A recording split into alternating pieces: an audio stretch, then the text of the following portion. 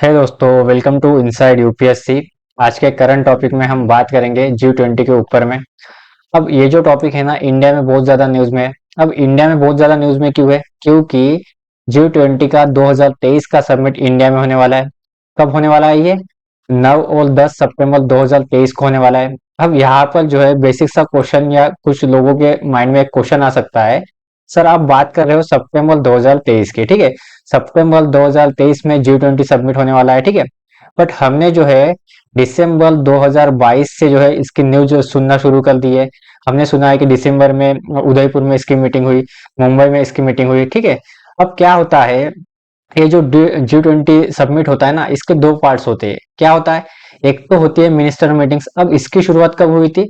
1999 में इसकी शुरुआत हुई थी मिनिस्टर मीटिंग्स की। अब मिनिस्टर मीटिंग्स के अंदर में क्या होता है, 20 कंट्रीज के जो है फाइनेंस मिनिस्टर की मीटिंग होंगी, स्पोर्ट मिनिस्टर की मीटिंग होंगी, फॉरेन मिनिस्टर की मीटिंग होंगी, एग्रीकल्चर मिनिस्टर की मीटिंग होंगी, सोलर मिनिस्टर की मीटिंग्स होंगी। ऐसे जो है कई वेरियस टाइप्स के मिनिस्टर की जो है मीटिंग्स होंगी। अभी जो है इंडिया में ये दिसंबर 2022 से अप्रैल 2023 तक जो है ये मिनिस्टर मीटिंग चलने वाली है, ठीक है। देन इसके बाद क्या होगा, जैसे ही मिनिस्टर मीटिंग समाप्त हो जाएंगी, एक न्यू दिल्ली सबमिट होगा। और ये सबमिट की शुरुआत कब हुई थी? ये सबमिट की शुरुआत G20 के अंदर में 2008 से हुई थी। पहले क्या हो रहा था, 1999 से मिनिस्टर मीटिंग तो हो रही थी, परंतु सबमिट की शुरुआत जो है 2008 से की गई थी। अब यही जो सबमिट है ना, सितंबर महीने में 2023 में होने वाला है इंडिया में। तो इसी की बात मैं कर रहा हूँ। और जो न्यूज सुन रहे हैं ना आप, तो ये जो है मिनिस्टर मीटिंग की न्यूज सुन रहे हैं, क्योंकि अगर हम इसके G20 के साइट पर जाए तो यहाँ पर पूरी इंफॉर्मेशन दी है। देखो, इंडिया ने जो है इसकी प्रेसिडेंसी दिसंबर 2022 से ही ले रखी है अपने पास, यानी कि इंडिया के पास आ गई। तो दिसंबर से ही इसकी मीटिंग शुरू हो गई। यानी कि क्या होता है, G20 की प्रेसिडेंट जिसके पास भी आ जाती है प्रेसिडेंसी, उसको जो है मिनिस्टर मीटिंग्स भी लेनी पड़ती है और एक सबमिट भी जो है लेना पड़ता है। तो अभी इंडिया में जो है मिनिस्टर मीटिंग चल रही है। देखो, दिसंबर में जो है फर्स्ट शेरपा मीटिंग हुई थी उदयपुर में। देन डेवलपमेंट वर्किंग ग्रुप की मीटिंग हुई थी मुंबई में। First finance and central bank deputies meeting हुई थी बेंगलुरु में। फ्रेमवर्क वर्किंग ग्रुप मीटिंग हुई थी बेंगलुरु में। इसी तरीके से जो है जनवरी में भी कुछ मीटिंग्स होंगी, फरवरी महीने में भी कुछ मीटिंग्स होंगी, मार्च में भी कुछ मीटिंग्स होंगी, अप्रैल में भी कुछ मीटिंग्स होंगी। देन फाइनली जो है अप्रैल महीने में ये जो मिनिस्टर मीटिंग्स होंगी ना, ये समाप्त हो जाएंगी। देन कुछ महीने के बाद 9 और 10 सितंबर को जो है ये सबमिट होगा, ठीक है। तो सबसे पहले एक बात और बता दूं, ये जो है 1999 से ही चल रहा था। और ये जो सबमिट है 1999 से नहीं चल रहा था, इसकी शुरुआत जो है 2008 से हुई थी। देखो, अब आपको डायरेक्टली एग्जाम में पूछा जा सकता है कि जो G20 सबमिट इंडिया में होने वाला है सितंबर महीने में, या जो इंडिया ने इसकी प्रेसिडेंसी होल्ड की है, इसका मोटो क्या है, इसका स्लोगन क्या है? तो ये आपको याद होना चाहिए, one earth, one family, one futures. Then कहाँ पर होने वाला है? ये प्रगति मैदान में, न्यू दिल्ली में होने वाला है। देन यहाँ पर कितने कंट्रीज मेंबर है? 20 मेंबर्स है, 20 कंट्रीज जो है इसमें शामिल है। देन अब 2023 का सबमिट जो है कहाँ पर होने वाला है? इंडिया में होने वाला है, ठीक है। 2022 का कहाँ पर हुआ था? 2022 का जो है बाली इंडोनेशिया में हुआ था। देन 2024 का कहाँ पर होने वाला है G20 सबमिट? ये जो है ब्राजील जो है अगले साल इसको जो है होस्ट करने वाला है। देन अब हम थोड़ा सा डिटेल में इसके बारे में देखना शुरू करते हैं। तो देखो, the 2023 G20 Delhi summit is the upcoming 18 meeting या 18 समिट। क्या है, अब जो इंडोनेशिया में हुआ था लास्ट ईयर 2022 में, ये कौन से नंबर का समिट था? ये जो है 17 नंबर का समिट था। अब जो इंडिया में होने वाला है ना, ये जो है 18 नंबर का समिट है। ये भी क्वेश्चन आपको एग्जाम में पूछा जा सकता है। देन कहाँ पर होने वाला है? प्रगति मैदान में, ऑलरेडी बता चुका हूँ। तो देखो, इंडिया ने इसकी प्रेसिडेंसी कब से कब तक के लिए होल्ड की, ये भी हम देख लेते हैं। India holds the presidency of the G20 from 1st of December 2022 to 30 नवंबर 2023। मतलब दिसंबर 2022 से नवंबर 2023 तक जो है इंडिया के पास इसकी प्रेसिडेंसी रहने वाली है। और इसी टाइम ऑफ पीरियड में जो है इंडिया में जो है मिनिस्टर मीटिंग्स भी होंगी और एक G20 सबमिट भी होगा सितंबर महीने में। Then the G20 summit is held annually under the leadership of rotating presidency। अब क्या होता है, ये जो G20 सबमिट है हर साल में एक बार होता है। अब ये जो G20 सबमिट होगा, कोई ना कोई कंट्री जो है इसको होस्ट करेगा। तो क्या होता है, इसकी प्रेसिडेंसी जो है रोटेट करती रहती है। मान लो ये 20 कंट्रीज है, तो क्या होगा, इन्हीं कंट्री में जो है आपस में इसकी प्रेसिडेंसी घूमते रहेंगे। कभी इंडिया करेगा, कभी इंडोनेशिया करेगा, कभी ब्राजील करेगा, कभी रशिया करेगा, कभी चाइना करेगा। वो इसी तरह से जो है ये आपस में घूमती रहती है एक साल के लिए। देन अब हम समझ लेते हैं कि G20 है क्या है। ठीक है, तो देखो, द G20 और group of 20 is a inter governmental forum. मतलब क्या होता है इसका? अब क्या होता है, G20 में 20 कंट्रीज शामिल है, ये हम आगे देखने वाले भी है। ये जो है Argentina, Australia, Brazil, Canada, China, France, Germany, India, Indonesia, Italy, Japan, Mexico, Republic of Korea, Russia, Saudi Arab, South Africa, Turkey, United Kingdom, state of America, then European Union जो है इसमें शामिल है। तो इसीलिए जो इसको इंटर गवर्नमेंटल फोरम बोला जाता है। क्यों? क्योंकि इसमें एक ही गवर्नमेंट शामिल नहीं है, इसमें जो है 20 कंट्रीज की गवर्नमेंट शामिल है। और ये 20 कंट्रीज की गवर्नमेंट क्या करेंगी, मिलकर जो है कुछ रूल्स एंड रेगुलेशन बनाएंगी। तो इसी को बोला जाता है inter governmental forum. I hope ये भी आपको समझ में आ चुका होगा। देन द ग्रुप ऑफ 20 या G20 कंपेरिजिंग 19 countries and the European union. अब क्या है, इसमें जो है 20 कंट्रीज जो है टोटल है, ठीक बात है, परंतु इसमें क्या है, इसमें जो है आपको 19 तो कंट्री देखने को मिलेंगी, और एक जो शामिल किया गया है ना, इसको जो है यूरोपियन यूनियन को शामिल किया गया है। मतलब इसको कंट्री के तौर पर शामिल नहीं किया गया है, इसको यूनियन के तौर पर शामिल किया गया है। इसीलिए हम इसको जो G20 बोलते हैं, क्योंकि यूरोपियन यूनियन में लगभग लगभग आपको 28 या 29 कंट्री देखने को मिलती है। ठीक है, तो इनको जो है यूनियन के तौर पर शामिल किया गया है, इसीलिए इनको G20 कहते हैं। ये फैक्ट भी आप याद रखना। देन अब ये तो मैं बता चुका हूँ कि कौन सी कंट्री मेंबर है G20 की। देन और क्या है, it's work to address major issue related to the global economic growth, international financial stability, financial market regulation. अब G20 की जब भी मीटिंग्स होती है मिनिस्टर, जब भी सबमिट होता है, तो यहाँ पर जो है कुछ मेजर इशू जो है संबोधित किए जाते हैं, कुछ मेजर इशू पर जो है डिस्कशन होता है। तो कौन से इशू है, एक तो ग्लोबल इकोनॉमिक ग्रोथ, यानी कि पूरे विश्व की जीडीपी ग्रोथ कैसे करें, पूरे विश्व में हम लोगों को एम्प्लॉयमेंट कैसे दे पाए, इन्वेस्टमेंट कैसे बढ़ा पाए, इस पर डिस्कस होता है। देन इंटरनेशनल फाइनेंशियल स्टेबिलिटी, जो कई सारे देशों में बैंक्स होती है, ये जो है कभी डिफॉल्ट ना करे, ये जो है फाइनेंशियल स्टेबिलिटी बनी रहे, इस पर भी डिस्कस होता है। एंड फाइनेंशियल मार्केट रेगुलेशन, अब क्या होता है, कई कंट्री में जो है फाइनेंशियल मार्केट होते हैं, बैंक होते हैं, तो इनको जो है अच्छी तरीके से काम करना चाहिए। अगर किसी बैंक जो है फेल कर गई, तो इसका असर हो सकता है दूसरे कंट्री कंट्री पर भी हो, तीसरे कंट्री पर भी हो। तो इससे क्या होगा, इससे जो है इकोनॉमिक क्राइसिस आने की संभावना होती है। तो इसीलिए यहाँ पर G20 जब भी देशों की मीटिंग्स होती है या सबमिट होता है, इसमें फाइनेंशियल मार्केट रेगुलेशन पर भी डिस्कस किया जाता है। अब जब ये G20 का गठन किया गया था 1999 में, तो सबसे पहले स्टार्टिंग में इन तीनों ही इशू पर जो है डिस्कस किया जाता था, परंतु 2008 के बाद ना इसमें कई सारे और जो है इशू ऐड किए गए। अब कौन से इशू ऐड किए गए, देखो, ट्रेड पर हम डिस्कशन करते हैं आज के समय में, सस्टेनेबल डेवलपमेंट को इसमें शामिल किया गया, हेल्थ को इसमें शामिल किया गया, एग्रीकल्चर इशू को इसमें शामिल किया गया, एनर्जी इशू को इसमें शामिल किया गया, एनवायरमेंट का इशू भी हम इसमें डिस्कस करते हैं, क्लाइमेट चेंज का इशू हम डिस्कस करते हैं, और एंटी करप्शन का भी जो है इशू हम इसमें डिस्कस करते हैं। अब देखो, अब ये जो सबमिट है 2023 का इंडिया में होने वाला है, तो इंडिया ने बोला कि देखो भाई, ये तो इशू डिस्कस होते ही है G20 के जो है, हर साल जो है इस पर तो डिस्कस होता ही है, ये कोई इसमें बड़ी बात है नहीं। पर इंडिया क्या करेंगे, इस पर तो डिस्कस करेंगे ही, जो मैंने अभी आपको बताया। ठीक है, फिर ग्लोबल इकोनॉमिक ग्रोथ हो गई, इंटरनेशनल फाइनेंशियल स्टेबिलिटी हो गई, फाइनेंशियल मार्केट रेगुलेशन हो गए, और ये जो है एनर्जी हो गया, एग्रीकल्चर हो गया, एनवायरमेंट, इस पर तो हम डिस्कस करेंगे ही करेंगे। बट इंडिया के प्रायोरिटीज सेक्टर, यानी कि प्रायोरिटीज कुछ इश्यू होंगे, इसको जो है ज्यादा प्रायोरिटी दी जाएंगी। इंडिया जो है इन 20 कंट्रीज का ध्यान जो है इन इश्यूज पर जो है फोकस करने की कोशिश करेगा। तो कौन से इशू है या कौन से मुद्दे हैं, तो देखो, इंडिया सबसे पहले डिस्कस करेगा इशू ऑफ टैक्स इवेजन। मतलब क्या होता है, इंडिया में कई सारी बाहर की कंपनियां जो है इन्वेस्टमेंट लेकर आती है, तो ये क्या करते हैं, कई बार जो है इंडिया के रूल्स एंड रेगुलेशन को वायलेट कर कर टैक्स चोरी करते हैं। तो एक इशू हम ये डिस्कस करने वाले हैं। देन फाइट्स अगेंस्ट करप्शन, जो करप्शन है इसके अगेंस्ट में भी हम बात करने वाले हैं, यानी कि फोकस करने वाले हैं। Terror funding and state sponsor terrorism, हम जो है, हम क्या करते हैं, बार बार कहते हैं कि पाकिस्तान जो है आतंकवादी को फंडिंग करता है, आतंकवादी को पैसा देता है। ये भी जो है इशू हम यहाँ पर डिस्कस करने वाले हैं, हमारी जो प्रायोरिटी एरियाज में होने वाला है। Then cutting the cost of remittance, अब क्या होता है, कई लोग जो है इंडिया के बाहर देश में जॉब करते हैं, अमेरिका में हो गया, यूनाइटेड किंगडम में हो गया, तो वहां से क्या करते हैं, ये पैसे जो है सेंड करते हैं इंडिया में। तो जो इंडिया में पैसे सेंड करते हैं ना, इसके लिए क्या होता है, एक सेंडिंग कॉस्ट लगती है इंडिया में पैसा भेजने के लिए। तो यही बोला जा रहा है कि जो ट्रांसफर कॉस्ट लगती है ना, इसको जो है कम करने की बात भी इंडिया करेंगे। देन मार्केट एसेस फॉर की ड्रग्स। अब इंडिया जो है, इंडिया में कई सारे ड्रग्स या मेडिसिन जो है मैन्युफैक्चरिंग होती है, तो इनको जो है सेल करने के लिए कई सारे मार्केट चाहिए। तो हम जो है मार्केट एसेस की भी बात करेंगे। Then reforms in the international institution.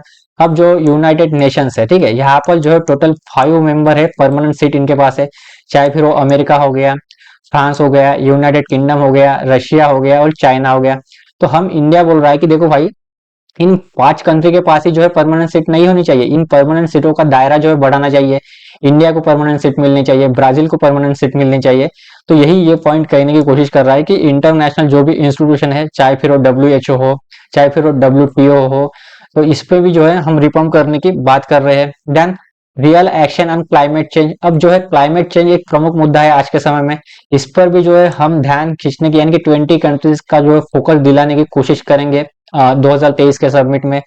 Then अब हम थोड़े से फैक्ट्स जान लेते हैं G20 के बारे में। तो देखो, it account for around 85% of gross world product. मतलब जो विश्व की जीडीपी है, जो पूरे विश्व की जीडीपी है ना, इसके जीडीपी का 85% जो है ये 20 देश ही जो कवर करते हैं। ये भी बहुत बड़ा फैक्ट है। Then 75% of international trade. ये जो 20 कंट्री मिलकर ही जो है ना 75% ट्रेड करते हैं। मतलब दुनिया में जो है 190 के आसपास जो है टोटल कंट्रीज है, तो 190 में से ये 20 कंट्रीज जो है ना 85% जीडीपी भी कवर करता है। 75% इंटरनेशनल ट्रेड भी जो है ये 20 कंट्रीज मिलकर करती है। देन 20 कंट्री जो है 60% ऑफ द ग्लोबल पॉपुलेशन को भी कवर करती है। Then 60% of the world land area, मतलब भूमि का जो क्षेत्र होता है, ये भी कवर करता है। Then the G20 countries account for almost 75% of the global carbon emission. अब इसी वजह से जो है हमारा क्लाइमेट चेंज हो रहा है। इसी वजह से जो है किसी कंट्री में जो है बहुत ज्यादा बारिश हो रही है, बहुत ज्यादा टेम्परेचर हो रहा है। तो ये 20 कंट्रीज जो है इसके लिए जिम्मेदार है। अगर 20 कंट्रीज ने सोचा कि हमको जो है कार्बन इमिशन कम करना है, तो इसका असर जो है दिखना शुरू हो जाएगा। तो ये भी एक फैक्ट है G20 के बारे में। देन अब हम ये भी देख लेते हैं कि इसका गठन कब हुआ है, G20 का गठन कब हुआ और क्यों हुआ। तो देखो, the G20 was founded in 1999 in response to several world economic crisis. अब वर्ल्ड इकोनॉमिक क्राइसिस का मतलब क्या होता है, यहाँ पर क्या होगा, विश्व में जो जीडीपी होंगी ना, ये ग्रो करना बंद कर देंगे, मतलब डिक्रीज होना शुरू हो जाएंगे। राइजिंग अनएम्प्लॉयमेंट बढ़ना शुरू हो जाएगा।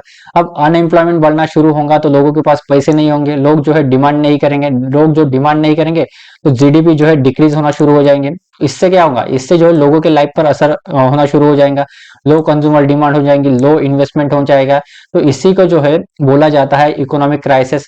तो इसी के रिस्पांस में जो है ये वर्ल्ड इकोनॉमिक क्राइसिस जो है हमें फेस ना करना पड़े, क्योंकि हमने कहीं 2008 के बात करें या 2008 के पहले की बात करें, हमने वर्ल्ड इकोनॉमिक क्राइसिस को फेस किया है। तो इसी के रिस्पांस में इसको जो है 1999 में जो है इसका गठन किया गया। जब इसका गठन किया गया तो ये क्या था, ये एक ऑर्गेनाइजेशन था किनका, फाइनेंस मिनिस्टर और गवर्नर्स ऑफ सेंट्रल बैंक। मतलब 1999 में ये सिर्फ finance minister and central bank के गवर्नर की मीटिंग होती थी और ये सबमिट समाप्त हो जाता था। तो इसका पहला सबमिट कहाँ पर हुआ है, finance minister and central bank के गवर्नरों का 1999 में जर्मनी में हुआ था, और ये जो है बर्लिन में होता। अभी हम finance minister and central bank के गवर्नर की मीटिंग की बात कर रहे हैं, ठीक है। अभी हम सबमिट की बात नहीं कर रहे। सबमिट की शुरुआत तो 2008 से हुई थी, ये भी हम आगे देखने वाले हैं अभी। और इसका last finance minister and central bank के गवर्नर की मीटिंग कहाँ पे हुई थी, 2022 में इंडोनेशिया में हुई थी, बाली में हुई थी। और 2008 में क्या हुआ, 2008 में जो है इन G20 कंट्रीज ने बोला कि देखो भाई, अब जो है हम एक सबमिट की शुरुआत करेंगे। अब इस सबमिट में हम क्या करेंगे, साल में एक बार मिलेंगे। तो ये सबमिट में कौन पार्टिसिपेट करते हैं, तो देखो हेड ऑफ गवर्नमेंट और स्टेट। मतलब हेड ऑफ गवर्नमेंट और हेड ऑफ स्टेट कौन होते हैं, वहां उस देश के प्रेसिडेंट होते हैं या उस देश के प्राइम मिनिस्टर होते हैं। ये जो है साल में एक बार मिलेंगे।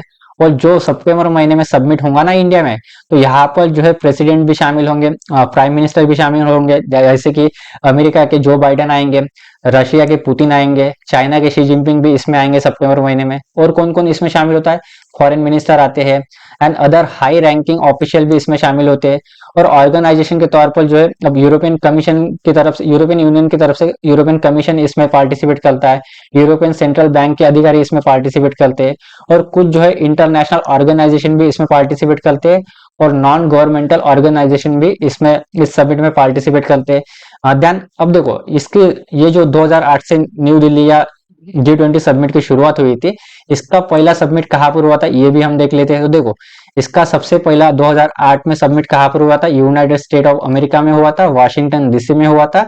जॉर्ज डब्ल्यू बुश ने जो है इसकी अध्यक्षता की थी, यानी कि लीडरशिप में हुआ था इनके।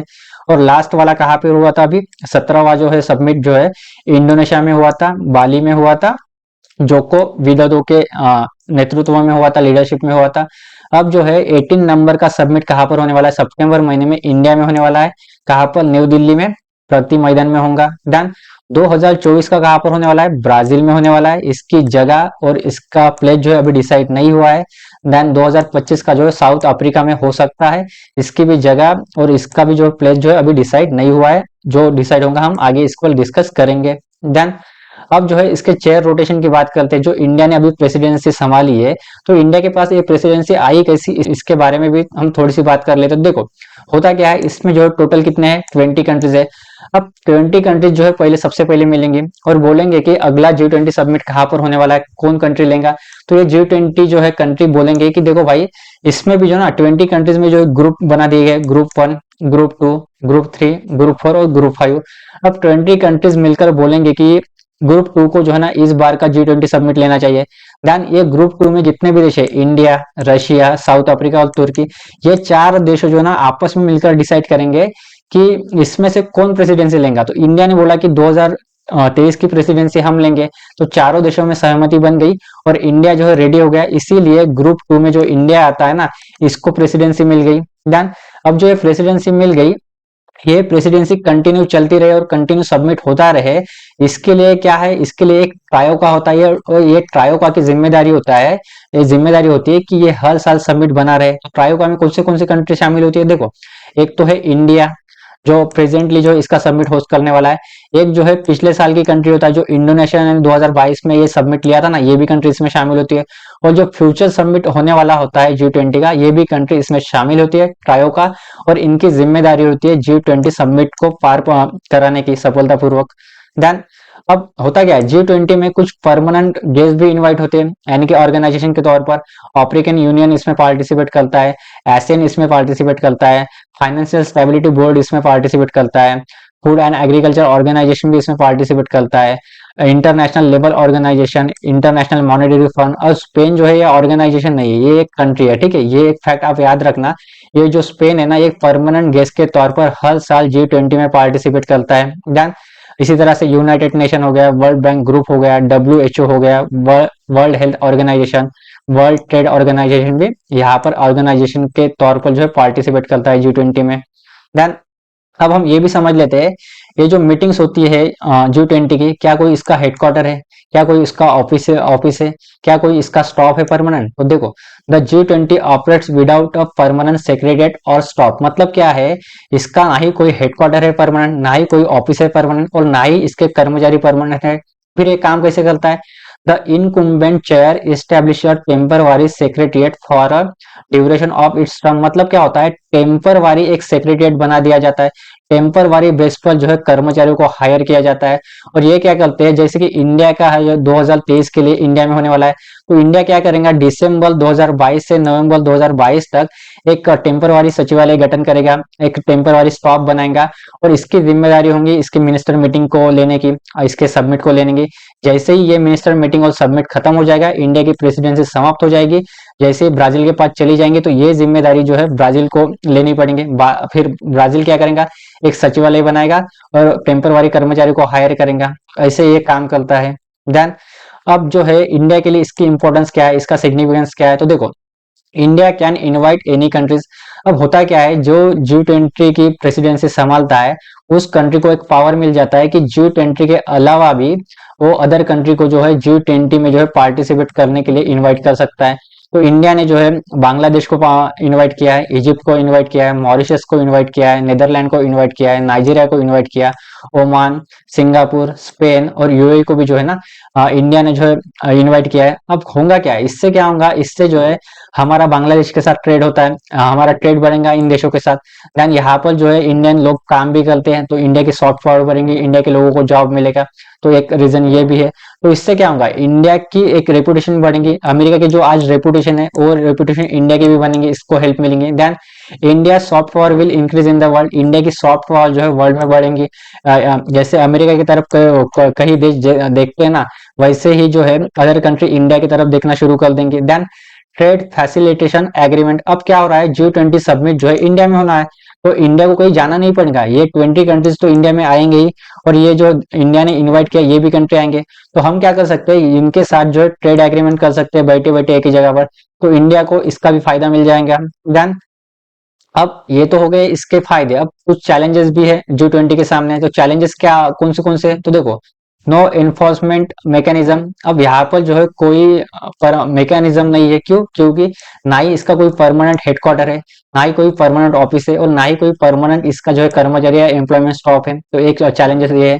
देन नॉट लीगली बाइंडिंग, अब क्या होता है, जब भी G20 मिनिस्टर मीटिंग्स होंगी और G20 सबमिट हो जाएगा, उसके बाद एक डॉक्यूमेंट जो है यहाँ से निकलेगा, और डॉक्यूमेंट में जो है कुछ कंडीशन लिखी जाएंगी, जैसे क्लाइमेट चेंज हो रहा है, इस पर जो है एक्शन लेने की बात करेंगे, देन ग्लोबल हेल्थ सिक्योर करने की बात करेंगे। बट इन 20 कंट्रीज पर ये बाइंडिंग नहीं होगा कि ये करना ही करना है, ठीक है।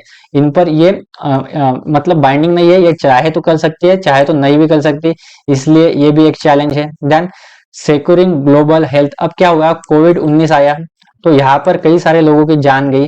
तो एक चैलेंज ये भी है 20 देशों के सामने कि यहाँ पर जो है ग्लोबल हेल्थ को कैसे सिक्योर किया जाए। देन कोविड-19 से क्या हुआ, कई सारे देशों की इकोनॉमी जो है श्रिंक हो गई, यानी कि डाउन हो गई। अब इनके इकोनॉमी रिकवरी करनी है, तो एक चैलेंज ये भी है। देन डिजिटल रिवॉल्यूशन, अब डिजिटल क्रांति का मतलब क्या है, अमेरिका के पास डिजिटल टेक्निक्स है, चाइना के पास भी है, इंडिया के पास भी है, परंतु विश्व में अभी भी कई सारे देश है जिनको डिजिटल टेक्निक्स के बारे में पता नहीं है।